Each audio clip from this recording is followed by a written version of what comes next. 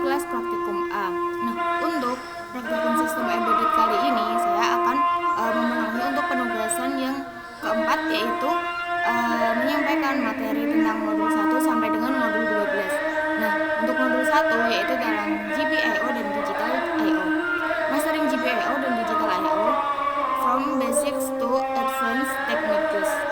Ringkasan singkatnya yaitu seri slide ini menjelaskan konsep GPIO, mode input atau output, debounce, encoder kuadratur, keypad matrix, aktivasi sinyal high atau low, perbandingan STM32 HAL vs ISP IDF, dan contoh praktik.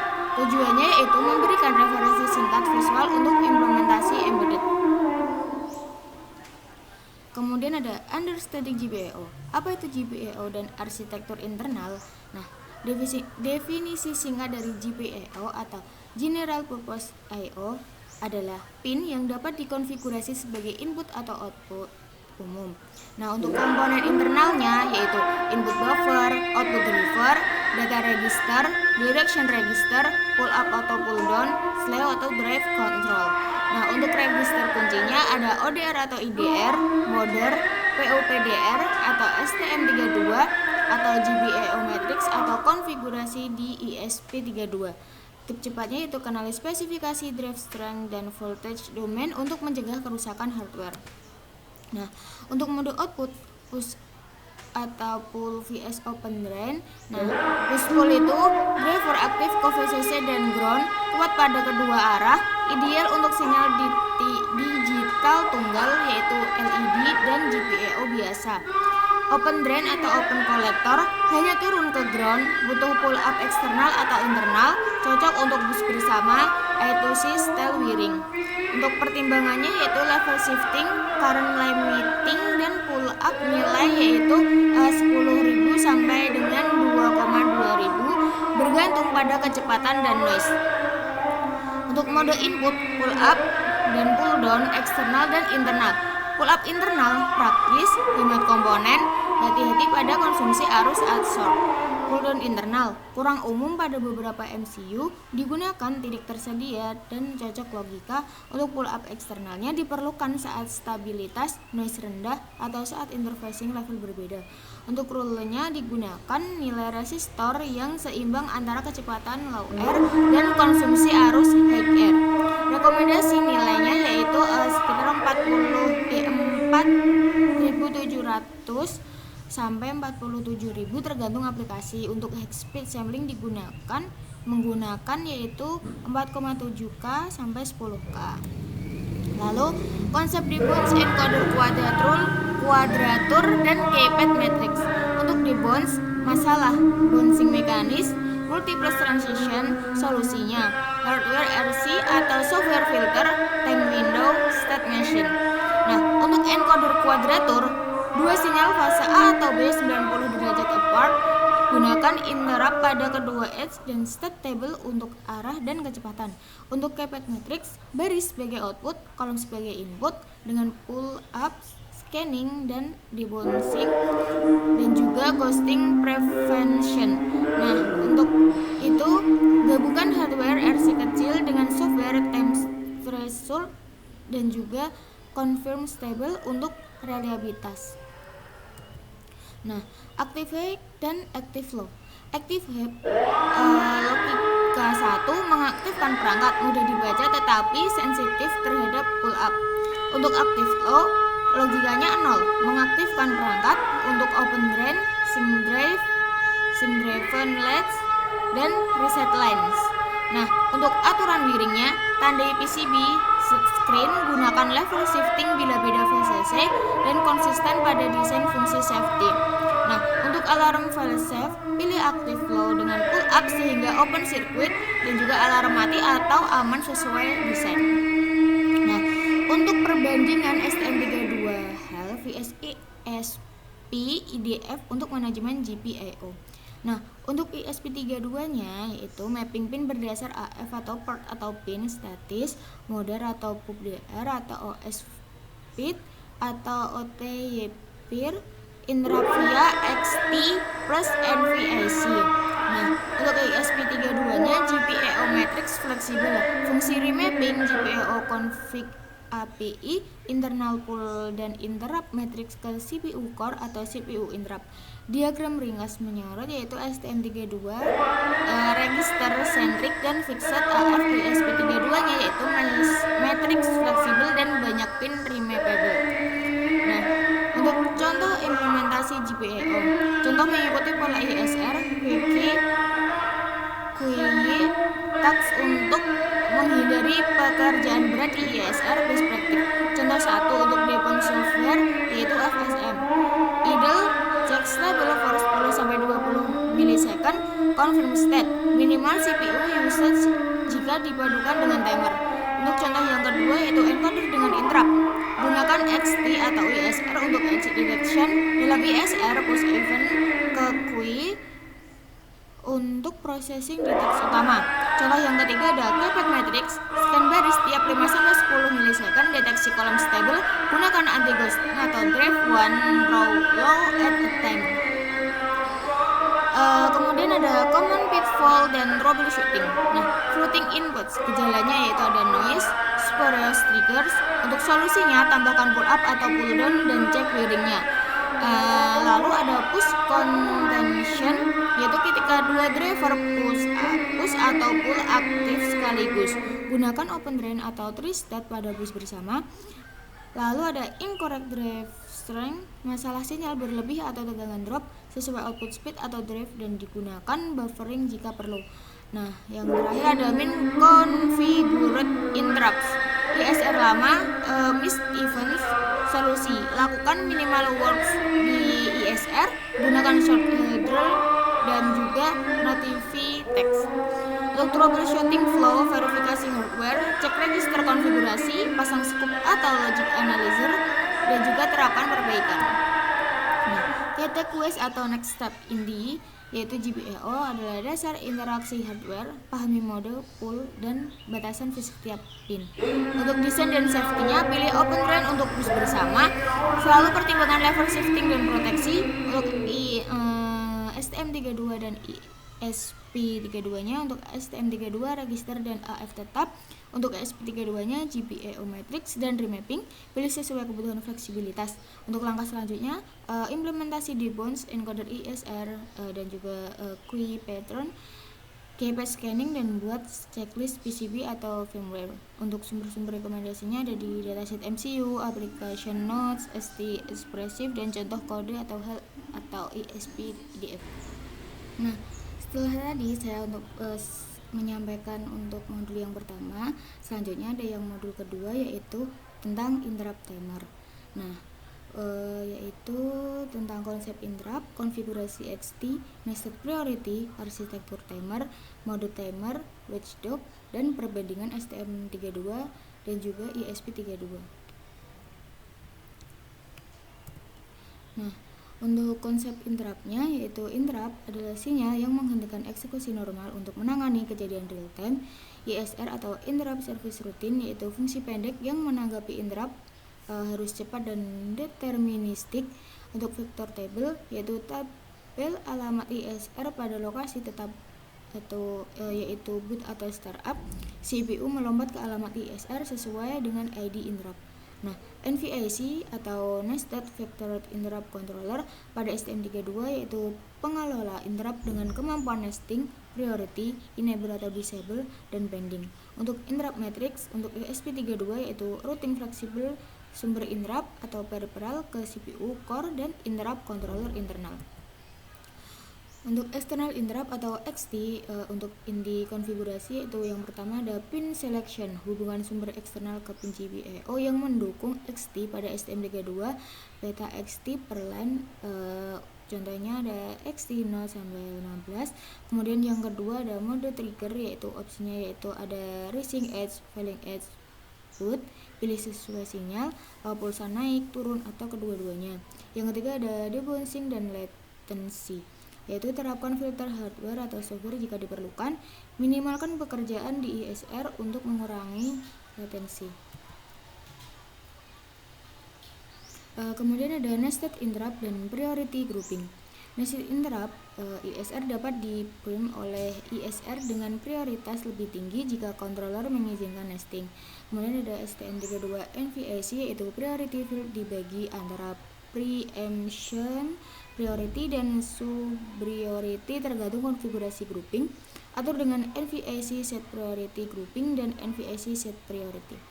Nah, untuk ESP32-nya yaitu interrupt matrix dan juga per core priority. Beberapa interrupt non-maxable atau level based tergantung peripheral, yaitu untuk praktiknya kita gunakan priority rendah untuk tugas panjang, high priority hanya untuk pekerjaan singkat atau ACK, record timestamp, dan set flag.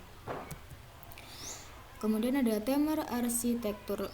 Untuk komponen intinya yaitu ada prescaler, yaitu untuk membagi clock sumber untuk menghasilkan tick timer, mengubah resolusi dan range range. Untuk yang kedua yaitu auto reload atau ARR, nilai batas atas counter saat tercapai dapat memicu update event atau overflow. Kemudian ada counter mode, up, down, center alignment atau PWM khusus. Mode menentukan perilaku penghitung dan event saat mencapai ARR. Untuk interrupt dan timer, interrupt dari timer ada update interrupt, compare match, dan factory event. Kemudian ada timer mode, yaitu fungsi dan penggunaan. Yang pertama ada PWM atau pulse width modulation, yaitu menghasilkan sinyal berdati configurable untuk kontrol motor. LED dimming, gunakan mode center alignment untuk pengurangan noise.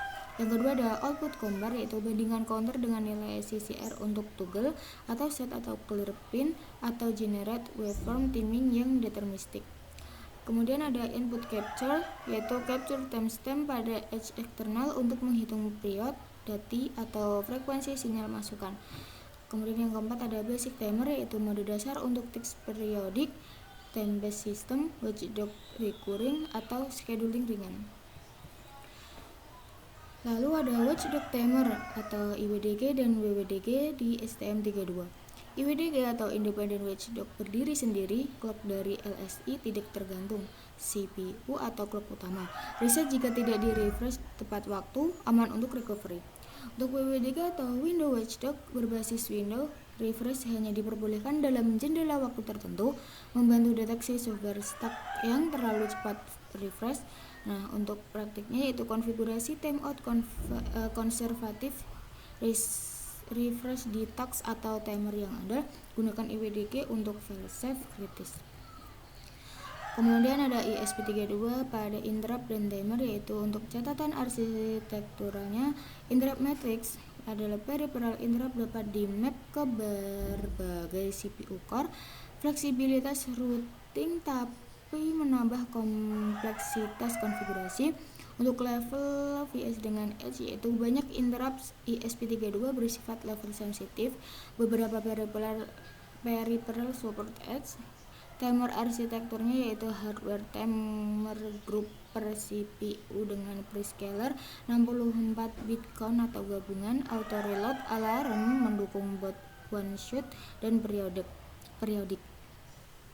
Untuk free RTOS-nya integration yaitu ESP atau ESP IDF mengintegrasikan interrupt dengan ISR atau IRAM dan handler ringan yang mempost event ke task untuk pemrosesan lengkap. Kemudian untuk perbandingan STM32 dan juga ESP32, untuk STM32 NVIC terpusat, deterministic, vector table fixed, cocok untuk hard real time. Sedangkan pada ESP32 interrupt matrix plus multicore, flexible routing, integrasi RTOS, lebih kompleks untuk determinism hard real time. Nah, untuk timer STM32 beragam timer, general, advanced, basic, dan PWM hardware kuat untuk motor kontrol.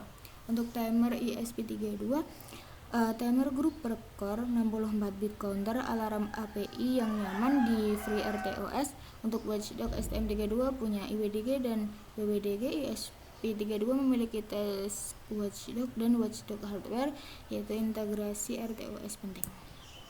Nah, untuk best practice dan checklist implementasinya ada desain ISR, jaga ISR singkat, outsource register, capture timestamp, set flag, keluar. Untuk prioritas, tentukan preemption, VSU, best priority, uji skenario interrupt, jitter, dan latensi. Untuk timer konfigurasinya itu pilih prescaler plus ARR untuk resolusi dan periode yang diperlukan.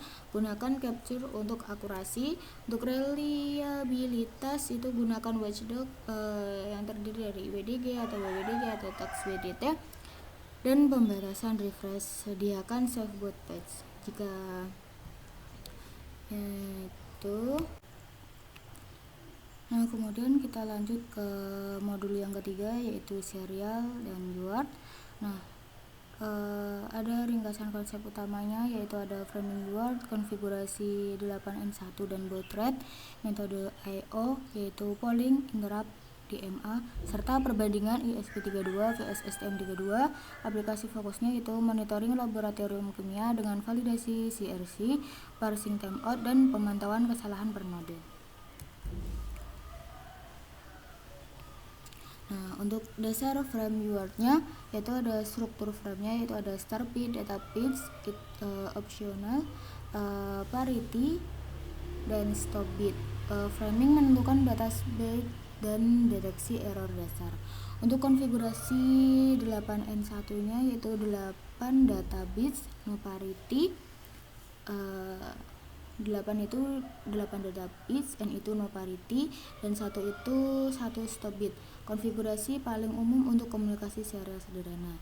Untuk baud rate yaitu kecepatan bit atau BPS, pastikan kedua ujung cocok, mismatch menyebabkan framing error. Kemudian ada metode I/O yaitu polling, interrupt, dan DMA. Untuk polling sederhana, CPU terus cek register, beban CPU tinggi, latensi kontrol penuh. Untuk interrupt, CPU berhenti untuk tangani event, lebih efisien, cocok untuk pesan sporadis. Untuk DMA-nya transfer langsung memori, peripheral tanpa CPU, ideal untuk throughput tinggi dan streaming data. Gunakan DMA untuk sensor streaming, interrupt untuk perintah manusia, polling hanya untuk implementasi sederhana atau debugging. Untuk perangkat ESP32 vs STM32. Untuk pilih ESP32 jika butuh remapping atau penggabungan jaringan nirkabel. Pilih STM32 untuk kebutuhan real time dan peripheral user hardware. Nah, untuk ESP32-nya itu 3 port UART, pin remappable, fleksibel untuk routing perangkat keras. Sedangkan STM32 itu ada 3 UART, fungsi alternatif pin fixed, deterministik, dan sering unggul untuk real time.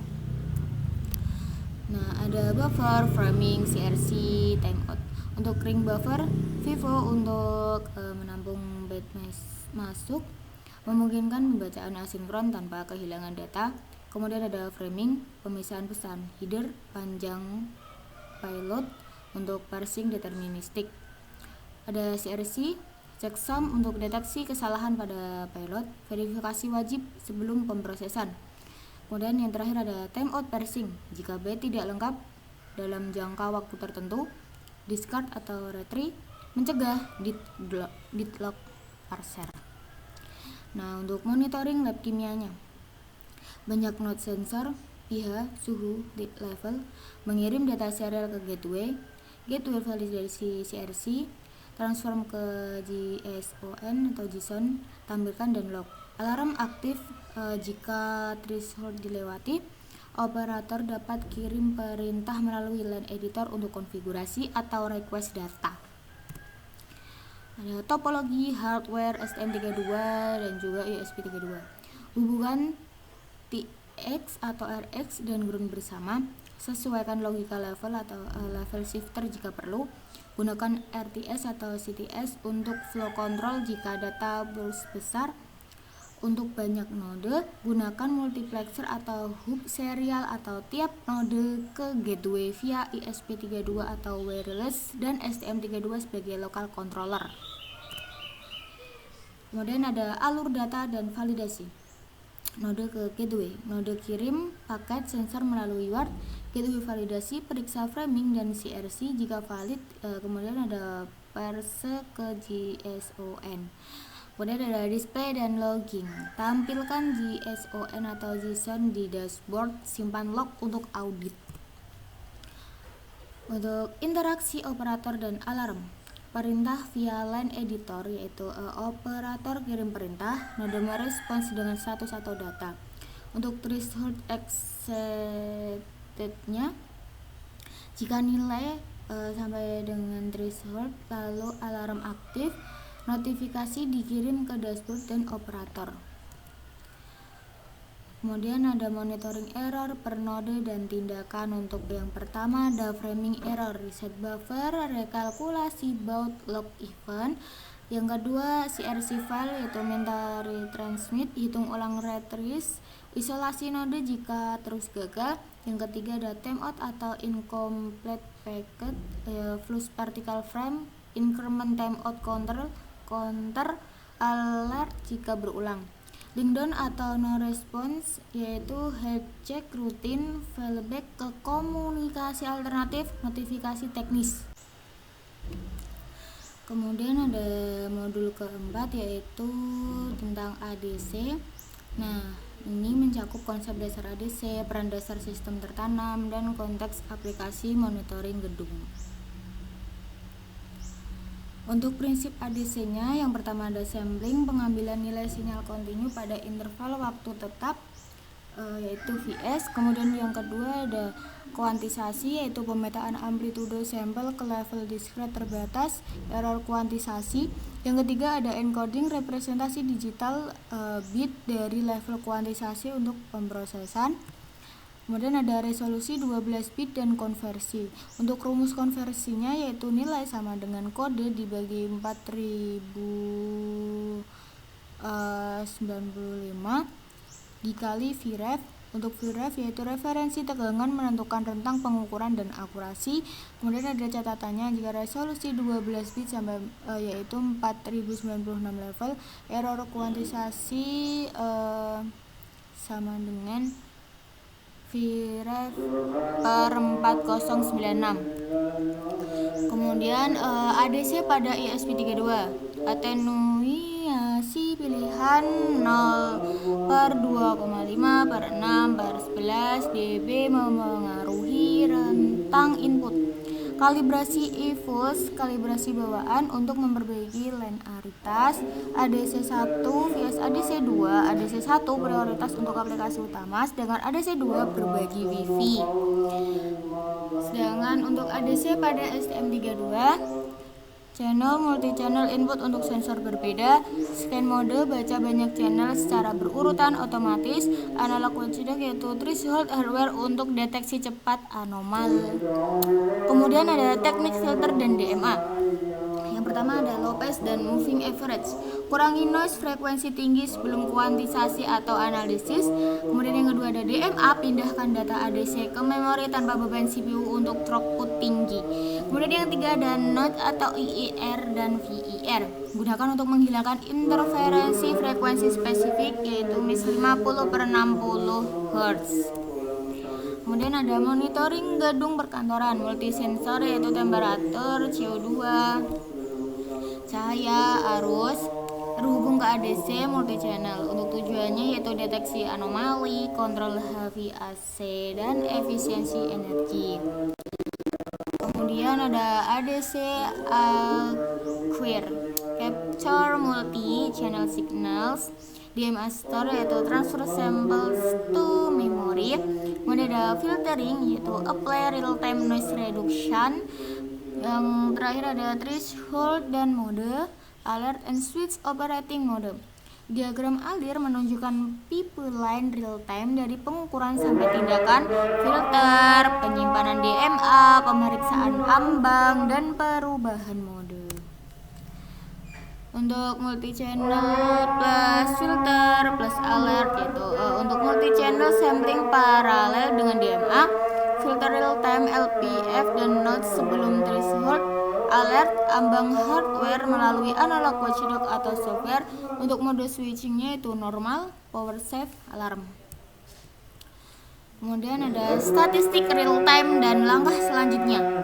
Untuk metrik utama, sampling rate, latency, tingkat kehilangan data rata-rata dan RMS sensor, optimisasi, tune atenuasi, kalibrasi berkala, dan penyesuaian filter untuk akurasi. Untuk next steps-nya yaitu implementasi demo, validasi di lapangan, dan integrasi alert ke building management. Kemudian dilanjut dengan modul yang kelima yaitu tentang DAC vs PWM, perbandingan teknik output analog, teori implementasi pada ESP32 dan STM32. Aplikasinya ada audio, servo motor, LED dimming, dan contoh skenario motion sense. Kemudian untuk teori DAC R2R ladder, jaringan resistor yang menghasilkan tegangan analog dari kode biner. Untuk resolusi, jumlah bit menentukan langkah LSB dan akurasi output. Untuk output rangenya, rentang tegangan tergantung referensi dan pembagian resistor. Untuk dasar PWM ada duty cycle, proporsi waktu on terhadap total periode, menentukan nilai rata-rata tegangan. Kemudian ada frekuensi tinggi mengurangi ripple setelah filtrasi, perlu disesuaikan aplikasi. Kemudian ada filter RC, low pass RC menyaring komponen tinggi sehingga sinyal PWM mendekati analog. Nah, untuk ESP32 ada fitur outputnya DAC 8 bit pada GPIO25 dan GPIO26, LEDC PWM, multiple channels, high resolution PWM, kemudian cocok untuk audio sederhana, LED dimming, dan motor kontrol dengan filtering. Sedangkan pada STM32 untuk fitur outputnya itu tidak semua seri memiliki DAC internal. Timer PWM capture atau compare digunakan untuk menghasilkan sinyal. Perlu RC filter atau eksternal DAC untuk sinyal analog halus. Kemudian ada perbandingannya itu kapan memakainya.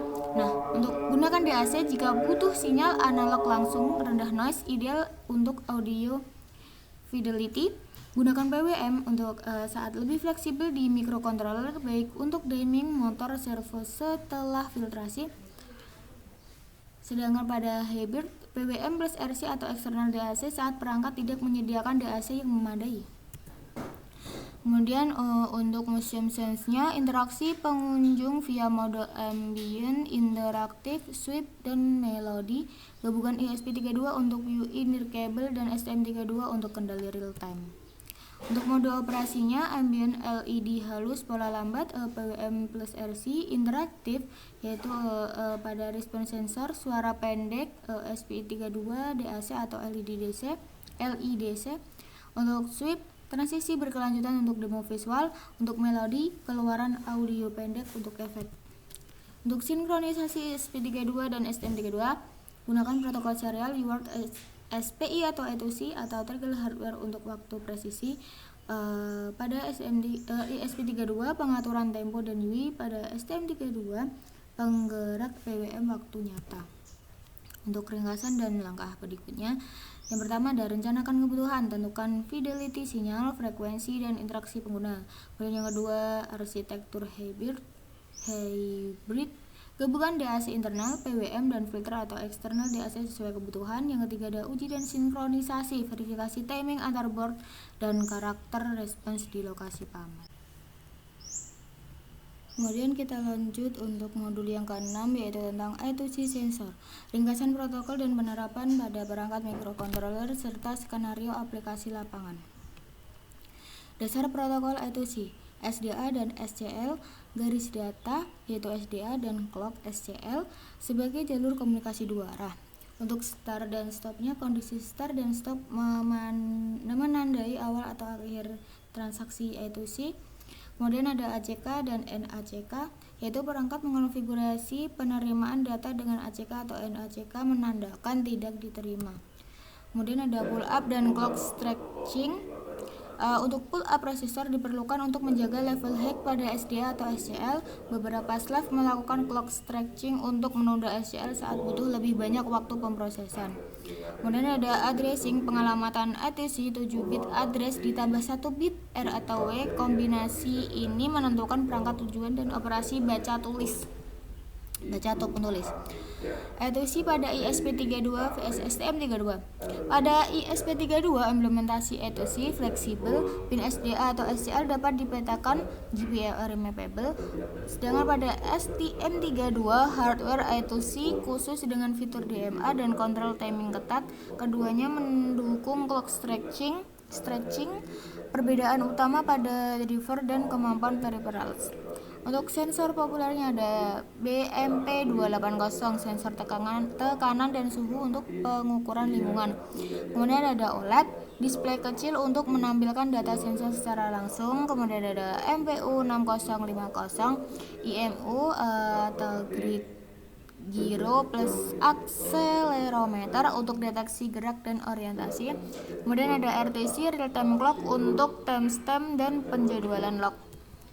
Kemudian ada sebuah skenario yaitu pertanian cerdas, gabungkan multisensor, tampilan lokal, data logging, dan RTC untuk pemantauan lingkungan dan otomatisasi keputusan pertanian. Ada arsitektur sistem, sensor ETUC, microcontroller SOP atau STM32, data logger, RTC, display, dan pengiriman data. Untuk error recovery demo, yang pertama ada deteksi identifikasi NACK atau bus hang melalui timeout. Kedua ada reset bus, kiriman clock manual pada SCL atau toggling SDA untuk melepaskan slave. Kemudian yang ketiga ada reinisialisasi, yaitu reinisialisasi peripheral ETUC dan coba ulang transaksi. Kemudian ada tinjauan dan langkah selanjutnya.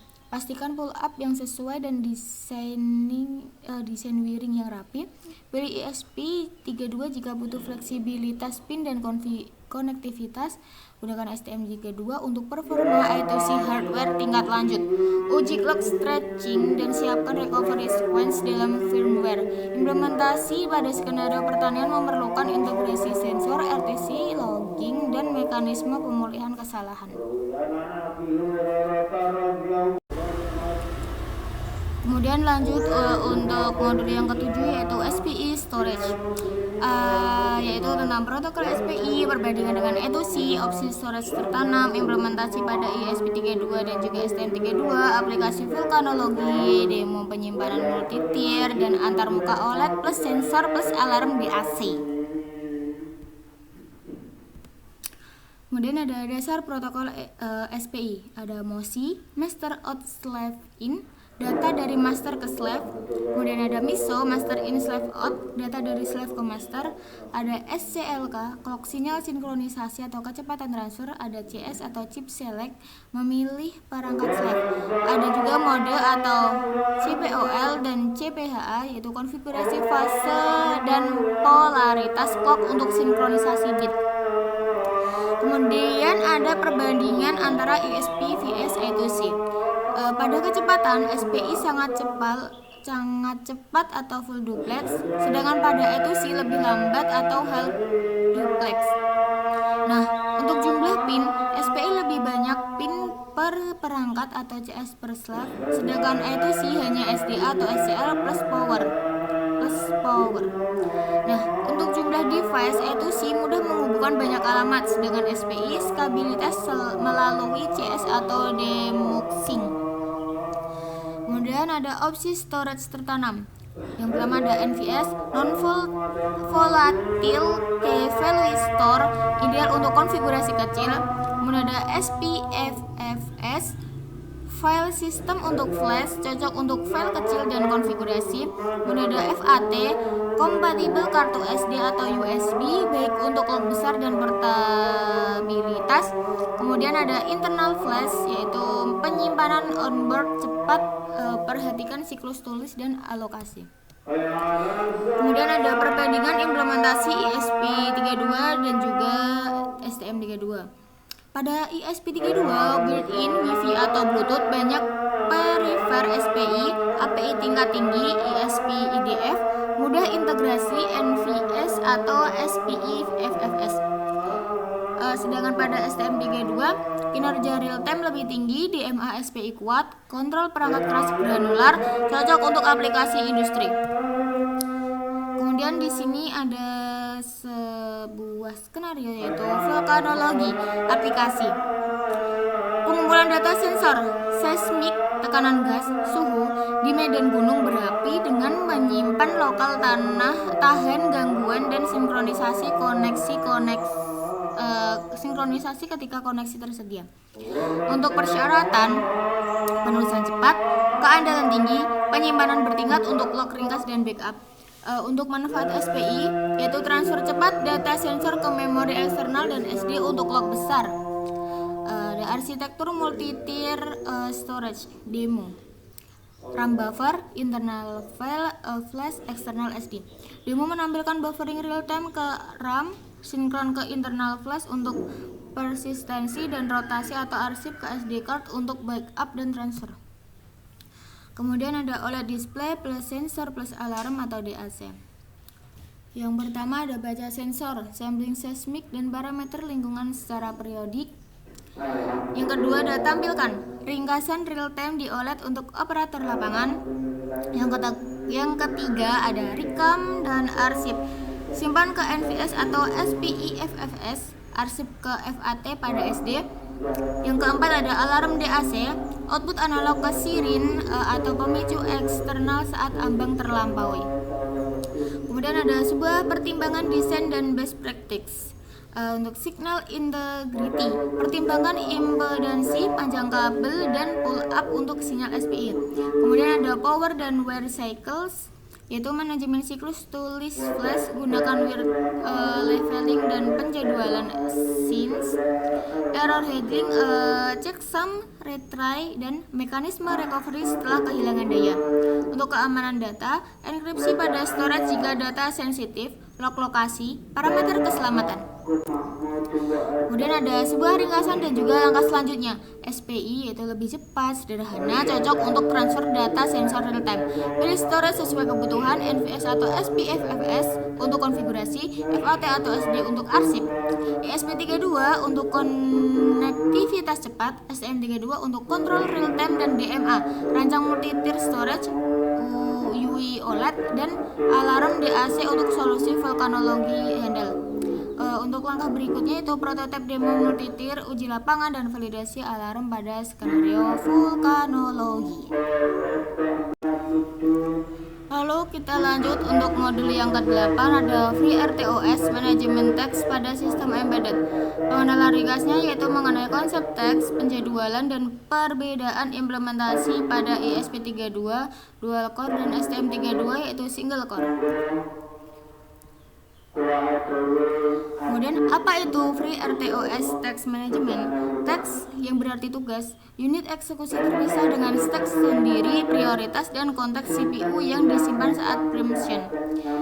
Untuk konteks switch yaitu menyimpan dan memulihkan register stack untuk berpindah antar stacks.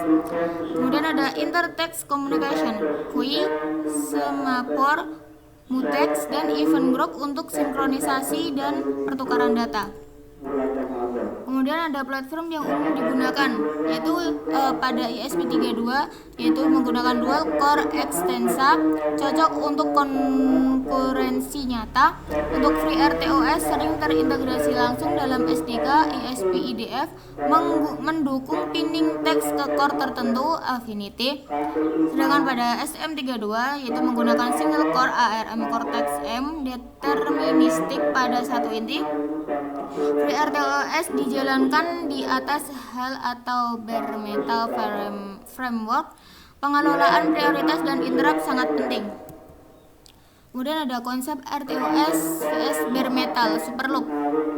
Untuk superloop atau bare metal, semua logika dijalankan dalam loop tunggal, kontrol eksplisit, sederhana tetapi sulit untuk currency dan timing. Sedangkan pada RTOS atau FreeRTOS, multiple text with preemption, prioritization, dan abstraksi sinkronisasi memudahkan desain konkuren dan real time. Perbandingan determinisme vs skabilitas yaitu RTOS memudahkan desain modular namun menambahkan kompleksitas stack context switch. Ada state diagram text, running, ready, block, dan suspended. 4 status utama: running, sedang dieksekusi; ready, yaitu siap; blocked, menunggu event atau timeout; sedangkan suspended yaitu dihentikan manual. Transisi terjadi via scheduler, API atau interrupt. Di sini ada scheduler, preemptive vs kooperatif. Preemptive, scheduler memotong teks lebih rendah prioritas saat teks lebih tinggi siap, latensi lebih kecil untuk tugas real time. Pada kooperatif, teks menyerahkan kendali secara eksplisit, yield lebih sederhana tapi risiko blocking jika teks tidak yield. Kemudian ada time switching, yaitu round robin pada prioritas yang sama untuk membagi CPU, cocok untuk fairness di antara teks setara. Stack dan heap management. Setiap teks memiliki stack terpisah untuk secara konservatif untuk Setiap teks memiliki stack terpisah, ukur secara konservatif untuk menghindari overflow. Heap digunakan untuk dynamic allocation, pivot malloc pada FreeRTOS. Fragmentasi dan keamanan memori perlu dipantau.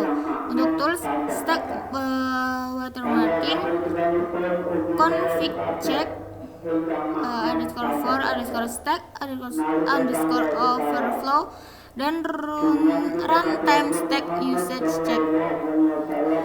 Di sini juga ada perbedaan implementasi pada ESP32 dan juga STM32. Pada ESP32 dual core, teks bisa dipin ke core tertentu, konkurensi nyata antar core, perhatian pada race condition dan komunikasi antar core. Sedangkan pada STM32 yaitu single core, semua teks berbagi satu CPU, scheduling deterministic, interrupt handling, dan prioritas interrupt kritikal untuk real time. Implikasi desain sinkronisasi berbeda, IPC antar core vs mutex atau critical section single core, dan strategi pembagian beban. Kemudian ada praktik terbaik dan tips. Ukuran stack aman, ukuran konservatif plus monitoring runtime. Gunakan API sinkronisasi, COI dan semafor daripada polling aktif. Hati-hati dengan ISR singkat, gunakan defer text notification untuk work processing. Untuk testingnya, stress test, fault injection, dan pengukuran jitter untuk real time assurance. Untuk ringkasan dan langkah selanjutnya, FreeRTOS menyediakan mode text based yang memudahkan desain concurrent dan real time. Pahami state diagram, pilih scheduler yang sesuai, dan kelola stack atau heap dengan disiplin. Pada ESP32 manfaat dual core, perhatikan IPC. Pada STM32 determinisme single core, optimalkan ISR. Untuk langkah berikutnya, ukur menggunakan stack, pilih mode scheduler, dan lakukan integrasi dengan driver spesifik platform. Kemudian di sini ada modul yang ke-9 tentang FreeRTOS, COI, dan semafor. Pemaparan singkatnya mengenai komunikasi antar teks dan mekanisme sinkronisasi pada platform ISP atau STM32. Fokusnya untuk konsep, pola desain, arsitektur, dan praktik pencegahan race condition.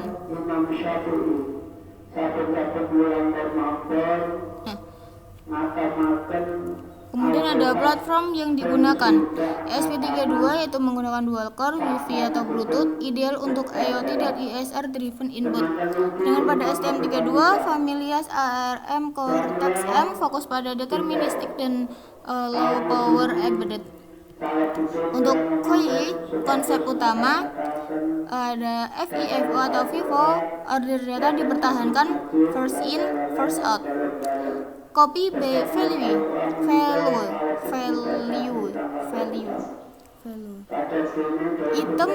Item di copy ke buffer COI, aman antar teks tanpa set pointer. Kemudian ada blocking read atau write, teks dapat menunggu sampai space atau data tersedia, blokir dengan timeout. Kemudian ada semafor, binary vs counting. Pada binary semafor, signaling event flag cocok untuk ISR, text wake up. Pada counting semafor, menghitung resource atau slot, decrement atau increment sesuai pemakaian, gunakan binary untuk notifikasi, counting untuk manajemen kapasitas.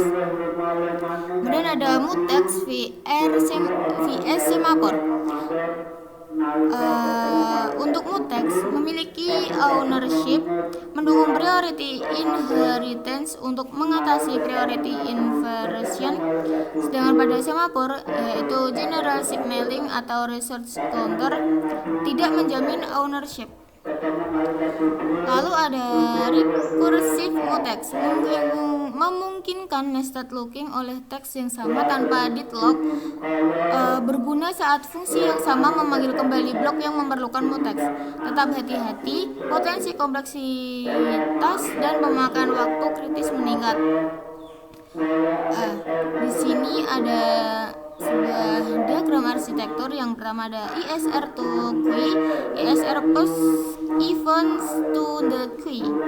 Kemudian ada controller text, yaitu read queue and log state. Kemudian ada counting semaphore, manage available processing slots. Kemudian yang terakhir ada monitor text, tracks throughput and queue level. Nah, di sini urutannya yaitu diagram arsitekturnya yaitu hubungan ISR, queue, controller, slot allocation, monitor memantau queue, fill level, dan throughput. Kemudian ada vehicle entry flow dan slot management. ISR to queue. ISR membaca sensor, mengirim pesan ke queue untuk diproses text controller. Controller to slot allocation. Controller queue alokasikan slot menggunakan counting semaphore sebagai penghitung slot kosong. Kemudian occupancy display. Counting semaphore mencerminkan okupansi, UI menunjukkan slot tersisa. Kemudian ada rest condition dan proteksi pendapatan. Dimusingannya itu tanpa mutex, update shared counter menyebabkan loss update, kemudian potensi kehilangan revenue. Untuk solusinya gunakan mutex atau ownership plus priority inheritance untuk menjamin konsisten. Yang pertama ada problemnya yaitu simultan increment counter. Nah, kondisinya B8. Untuk yang kedua yaitu fix, proteksi akses dengan mutex sebelum update. Kemudian ada people line monitoring, fitur, dan kesimpulan. Untuk monitoring, pantau queue, level, throughput, dan latensi untuk mendeteksi bottleneck. Untuk minimal 8 fitur, tunjukkan setidaknya 8/12 fitur berjalan, 8 dari 12 fitur berjalan yaitu queue, binary atau counting, semaphore mutex, recursive mutex, producer consumer, reader writer, ISP flow, dan monitoring. Kapan pakai apa? Nah, untuk queue transfer data antar tag, vivo, copy, value. Untuk penggunaan semaphore binary yaitu event signaling ISR tags. Nah, untuk penggunaan counting semaphore yaitu resource atau slot counting, penggunaan mutex yaitu pada saat proteksi shared data, ownership, dan priority inheritance. Untuk perbandingan dengan shared variable raw tanpa sinkronisasi rentan rest condition, gunakan mutex atau atomic atau queue untuk konsistensi. Lihat modul 8i10. Untuk tantangan dan solusi. Untuk tantangannya, priority inversion, deadlock, ISR latency. Untuk solusinya, priority inheritance, descendant blocking, batas waktu pada blocking calls. Selanjutnya, demo live dengan ESP32 atau SM32 untuk memvalidasi alur ISR queue controller dan proteksi concurrency. Lalu berlanjut ke modul yang ke-10 yaitu Free RTOS modul 10 mengenai timer, notification, event group. Untuk ringkasan konsep intinya yaitu timer perangkat lunak, text notification, dan event group. Cara mereka berinteraksi dalam arsitektur berbasis state machine untuk aplikasi real time, mesin cuci. Misalnya mesin cuci. Nah, untuk platform targetnya yaitu ESP32 dual core Wi-Fi atau Bluetooth, cocok untuk prototipe yang butuh konektivitas dan sensor. Untuk STM32 beragam seri MCU ARM Cortex, ideal untuk deterministik, low power dan produksi embedded. Kemudian software timer one shot, menjalankan callback sekali lalu berhenti, cocok untuk timeout tunggal. Yang kedua ada auto reload, trik berulang pada interval tetap, cocok untuk periodic text atau sampling heartbeat. Kemudian ada daemon task dan callback. Timer callback dijalankan di konteks daemon task, hindari operasi blocking dan API yang memerlukan ISR konteks. Kemudian ada text notification, give atau tag. Yang pertama yaitu notifikasi satu ke satu untuk membangunkan teks tanpa overhead objek sinkronisasi terpisah. Kedua ada set value atau counting, mendukung pengiriman nilai dan counter sederhana, efisiensi untuk event tunggal atau akumulasi. Yang ketiga ada keunggulan VS Simapur, lebih cepat, memori lebih kecil, latensi rendah, namun kurang fleksibel untuk multi receiver. Kemudian ada event group. Yang pertama ada barrier wait, yaitu n, waiting text use n to require all bits. Kemudian yang kedua ada text set bits, multiple text set their event bits. Kemudian yang ketiga ada reactive wait atau or, another text use or to react to any bit. Nah, bit manipulation, set, clear, dan wait pada bit individual. Kemudian pada and atau or logic, and untuk menunggu semua kondisi, or untuk reaksi pada kondisi tunggal. Kemudian barrier koordinasi fase, lanjutkan hanya bila semua bit yang dibutuhkan aktif. Event group ideal untuk sinkronisasi multitext, bit flex, kombinasi and atau or, dan barrier tunggu semua subsistem siap. Kemudian ada perbandingan overhead, interpretasi singkat, text notification paling ringan latensi dan memori, timer berguna untuk scheduling tapi callback konteks memiliki batasan, Simapur lebih fleksibel untuk multi consumer namun punya overhead lebih besar. Kemudian ada arsitektur sistem state machine plus timer plus notification, timer untuk transisi phase, notification untuk event sensor, event group untuk sinkronisasi subsistem, flow terkoordinasi oleh state machine pusat. Untuk demonya, push cycle state flow, ideal to fill, timer mulai ketika siklus dipicu, sensor water level notifies saat mencapai penuh, fill to wash. Auto reload, timer mengatur durasi wash notification dari motor status, wash to rinse to spin. Transition berbasis timer, sensor pintu dan level terus laporkan via notification, spin to down. Event group memastikan semua subsistem, motor, valve, drain siap sebelum signaling selesai. Fitur yang harus dijalankan minimal 8 dari 12, 8/12. Nah, seperti itu. Demo harus menunjukkan minimal 8 fitur dari daftar: sensor notification, timer transition, event group scenes, state transition, callback handling, watchdog atau daemon, performance logging, dan recovery on error. Kemudian ada kesimpulan dan tantangan. Kapan pakai timer? Gunakan untuk transisi berdasar waktu dan periodic text, perhatikan callback konteks. Kapan pakai notification? Untuk wake up, teks cepat dan passing simple values dengan overhead minimal. Kapan pakai event group? Pada saat untuk sinkronisasi multi subsystem, barrier, dan kombinasi kondisi bitwise. Untuk tantangan dan solusi. Tantangannya, callback blocking, rest condition, resource limits.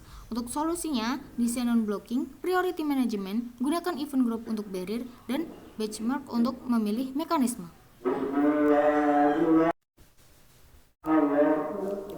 Lalu kita lanjutkan untuk modul yang ke-11 yaitu Free RTOS Management Memory lanjutan. Untuk ringkasan teknis untuk insinyur embedded, mekanisme heap, strategi alokasi, pola pool, buffer tipe stream atau message atau queue, dan dashboard kesehatan memori untuk produk free RTOS yang andal. Untuk yang agendanya, yang pertama ada arsitektur dan koneksi teks, diagram tugas, buffer, pool, dan aliran data. Yang kedua ada heap dan alokator, heap 1, heap 5 sampai heap 5, kompromi dan fragmentasi. Yang ketiga ada static vs dynamic vs pool, keuntungan biaya determinisme dan kapan memilih. Kemudian yang keempat ada buffer dan sinkronisasi, stream buffer, message buffer, dan queue, critical section vs mutex. Yang kelima ada telemetri dan deteksi kebocoran, dashboard, heap health, stack guardian, alarm, time to exhaustion. Yang keenam ada demo dan matrix, 18 fitur hidup pada flag dashboard. Yang ketujuh ada kesimpulan, yaitu strategi praktis untuk produk embedded handle. Nah, yang pertama ada arsitektur sistem, diagram tugas dan memori, stream buffer, data dari produser ke konsumer, produser menulis ke stream buffer atau pemilik, watchdog memantau dan meminjam memori pool saat perlu. Kemudian ada konsumer membaca dan stream buffer atau pemilik, network mengirim atau menerima melalui queue atau pemilik, logger menerima via message buffer atau pemilik. Nah, itu semua tadi termasuk arsitektur teks dan memori. Setiap teks menunjukkan pemilihan buffer atau pool. Gunakan ownership explicit untuk menghindari res. Produser menulis ke stream buffer, consumer membaca, logger menerima pesan via message buffer, jaringan mengirim dari queue yang dipasok pool. Kemudian ada heap management, heap 1 hingga heap 5. Heap 1 sangat simpel, tidak mendukung free, deterministik tapi boros. Untuk heap 2, malloc atau free dasar, lebih fleksibel, fragmentasi mungkin. Heap 3, memetakan ke malloc C library bergantung pada implementasi. Heap 4, segregated free list plus coalescing untuk mengurangi fragmentasi. Pada heap 5, multi heap atau beberapa region untuk memori non-continue. Pada fragmentasi eksternal dapat menyebabkan OOM walau total free besar, monitor block size dan waktu alokasi. Untuk rekomendasi, gunakan heap 4 untuk perangkat dengan alokasi dinamis moderat, heap 5 jika area memori terfragmentasi atau non-contiguous. Untuk static vs dynamic allocation, trade-offs. Static allocation, deterministik, cepat startup, aman terhadap fragmentasi, cocok untuk WSR, stack tugas tetap, dan buffer ukuran tetap. Untuk dynamic allocation, fleksibel, cocok untuk runtime variabilitas, tapi memerlukan strategi mitigasi fragmentasi dan monitoring heap health. Untuk memory pool, block fixed size dari pool via queue atau custom allocator memberikan throughput tinggi dan fragmentasi minimal, bagus untuk objek berukuran seragam. Untuk prinsipnya yaitu pilih statik untuk determinisme, pool untuk efisiensi dan prediktabilitas, dynamic bila fleksibilitas diperlukan disertai telemetri kuat. Kemudian ada buffer types, stream vs message vs queue. Untuk stream buffer, back oriented FIFO atau FIFO, efisiensi untuk aliran data kontinu, word atau audio. Pada message buffer, message oriented menyimpan pesan variabel lag dengan ukuran pesan sebagai satu unit. Sedangkan queue, item oriented, sering digunakan untuk pointer ke buffer atau pool, mendukung blocking dengan prioritas. Panduan praktiknya, gunakan stream buffer untuk throughput setia serial dan operasi batch stream. Gunakan message buffer saat perlu menjaga batas pesan sebagai unit atom. Gunakan queue untuk memindahkan pointer atau handless ke buffer pool, meminimalkan salinan data. Kemudian ada sinkronisasi, critical section vs mutex. Critical section melindungi akses singkat terhadap variabel bersama, mematikan interrupt tertentu. Gunakan untuk akses atomik cepat, bukan untuk blocking.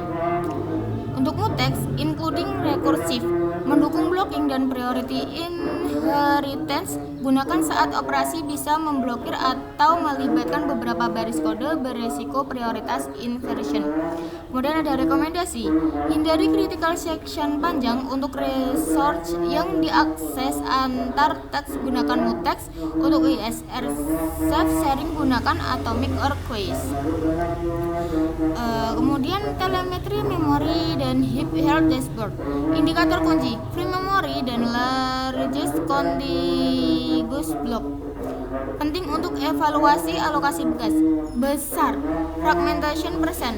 Hitung 1 large free atau total free untuk proxy per 1 large free per total free untuk proxy cepat, stack watermarks per task, deteksi potensi overflow, pool utilization dan pending query length, indikasi bottlenecks, alarm, time to exhaustion dan leak detection. Gunakan color pagar 505468FF untuk header dan status utama, hijau atau amber atau red untuk status. Kemudian leak detection dan demo flow. Berikut ada bentuk seperti diagramnya. Nah, tugas bocor alokasi predik tanpa free itu di bawah kenaikan heap use meningkat terus naik, alarm atau waktu habis diprediksi di bawah ambang itu turun. Implementasi demo, mulai leaky text yang melakukan alokasi predik tanpa free, simulate leak rate, monitor heap use, largest free blocks dan allocation failure counters, alarm ketika predicted time to exhaustion, configurable threshold, log rest watchdog, attempt graceful degrade. Output flag dashboard harus menunjukkan minimal 8 dari 12 fitur berjalan, heap usage, fragmentation percent, large block, per task stack, watermark, full utilization, query length, leak alarm, time to exhaust. Kemudian ada kesimpulan, strategi memori untuk sistem embedded adalah pilih mode alokasi, static untuk determinisme, pool untuk efisiensi dan throughput dynamic heap 4 atau 5 bila fleksibilitas diperlukan dan telemetri tersedia. Untuk mitigasi fragmentasi, gunakan segregated allocators, prefer fixed size pools untuk objek berukuran seragam, dan hindari alokasi atau dealokasi sering pada jalur kritis. Untuk observability dan safety, stack watermarks, heap health dashboard, leak detection, dan time to exhaustion alarm harus menjadi bagian dari produk release. Kemudian operational rules, minimalkan critical section length, gunakan mutex dengan priority inheritance untuk sumber daya yang memblokir, gunakan queues atau pool untuk ownership transfer. Langkah selanjutnya, integrasikan heap telemetri dan alarm pada CI atau sistem tes, uji skenario kebocoran terkontrol dan sertifikasi time to recover, dokumen allocation rules per modul dan review mode untuk pola alokasi non-deterministik. Dengan kombinasi strategi alokasi yang tepat, telemetri proaktif, dan pola desain atau pool atau queries, sistem free RTOS dapat memenuhi kebutuhan reliabilitas produksi embedded industri. Kemudian yang terakhir yaitu modul yang ke-12 mengenai network, connectivity, dan IoT. Nah, modul ini memadukan teori dan praktik, arsitektur sensor, pemrosesan, publikasi multiprotokol, fokus praktikal untuk mahasiswa dan praktisi elektro atau komputer, pengaturan perangkat ESP32 atau STM32, mode koneksi, protokol jaringan, Wi-Fi, TCP atau UDP, HTTP, MQTT, BLE, WebSocket, dan demonstrasi layanan nyata. Perangkat dan platform yang umum digunakan, ESP32 menggunakan dual core Wi-Fi plus BLE built-in, ideal untuk prototipe cepat, dan WebSocket atau MQTT ringan. Pada STM32 lebih kuat untuk deterministik real time, cocok untuk sensor tinggi frekuensi dan kontrol. Pada modul tambahan, Wi-Fi modulus ESP8266 LoRa, NB-IoT, LTE atau SIM dipilih berdasarkan jangkauan bandwidth dan daya. Untuk Wi-Fi, mode dan diagnostik. Konsep inti STA atau station, perangkat bergabung ke access point, umum untuk sensor ke router kantor. Kemudian yang kedua AP, access point, perangkat bertindak sebagai hotspot, cocok demo langsung tanpa infrastruktur. Kemudian yang ketiga DHCP, alokasi IP dinamis, gunakan static IP untuk kestabilan pada sistem produksi. Yang keempat ada RSII, ukuran kualitas sinyal DBM, ambang praktis lebih dari min 70 dBm baik, min 80 sampai min 90 dBm rawan drop. Tips: implementasikan auto reconnect, backoff bertahap, dan monitoring RSSI untuk keputusan roaming. Kemudian ada TCP vs UDP, pilih sesuai kebutuhan. Pada TCP atau Reliable Handshake retransmisi urutan paket, gunakan saat data harus akurat, yaitu HTTP MQTT over TCP. Untuk UDP fast, tanpa overhead koneksi, latensi rendah, cocok untuk streaming sensor real time atau broadcast. Use case singkat: TCP, konfigurasi perangkat, REST API, firmware update. UDP, telemetri frekuensi tinggi, discovery atau multicast, real-time audio atau telemetry. Pertimbangan pada jaringan tak andal, tambahkan aplikasi level ACK jika memilih UDP. Kemudian HTTP dan REST untuk dashboard. HTTP bekerja berdasarkan request atau response, ideal untuk dashboard web. Gunakan arsitektur REST, endpoint jelas, get untuk baca, post atau put untuk kontrol atau konfigurasi. Terapkan JSON ringkas, status kode, dan autentikasi token atau API key. Yang pertama, get. Ambil data sensor, polling periodik dari dashboard. Yang kedua, post. Kirim perintah atau konfigurasi, miss threshold, mode operasi. Kemudian ada MQTT, publish atau subscribe. Di sini ada topik, device ID atau telemetry, and device ID atau control, yaitu cos 0, cos 2, cos 0, cos 1, cos 2, sensor 1, sensor 2, sensor 3, sensor publish to broker, dashboard, mobile app, cloud function, subscribers, receive data. Konsep dan praktik. Broker yaitu Mosquito, MQX, pusat routing pesan. Topik, hierarki, gunakan divide atau ID atau telemetri, divide atau ID atau alert, divide ID CMD. QoS 0, Atmos once 1, at least once 2, exactly once. Pilih berdasarkan kebutuhan reliabilitas. Demo, gunakan MQTT untuk subscribe topik, publish data sensor, dan verifikasi cost dan retained message. Untuk PLE, advertising dan GATT. Ringkasannya, advertising, broadcast presence dan data singkat, beacon sensor broadcast. GATT, struktur client server service, karakteristik, read, write atau notifi. Akses via HP, gunakan aplikasi seperti NRF Connect untuk scanning, read atau notifi, dan write. Praktik terbaiknya yaitu gunakan notifikasi untuk patch data real time ke ponsel, batasi ukuran payload, dan atur security atau pairing atau bonding bila perlu. Kemudian WebSocket dan real time push. Nah, WebSocket menyediakan koneksi full duplex antara browser dan edge atau gateway, ideal untuk dashboard real time tanpa polling. Gunakan untuk streaming telemetri, status live, dan kontrol interaktif dengan latensi rendah. Untuk keunggulannya, efisiensi untuk update sering, pengiriman event driven. Nah, untuk integrasinya, gateway menyambung sensor MQTT atau serial dan meneruskan event ke browser via WebSocket. Kemudian ada arsitektur dan demo. Dari sensor ke multi protokol publishing, yaitu ada sensor nodes, edge processor, local gateway, dan multi protokol outputs.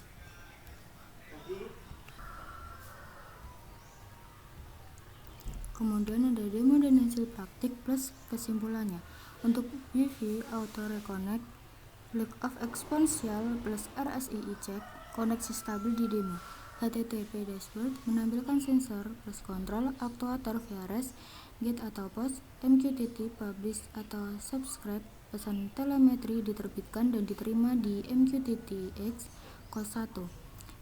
Ya, kemudian ada BLE Access, HP membaca karakteristik dan menerima notifikasi. Checklist fitur target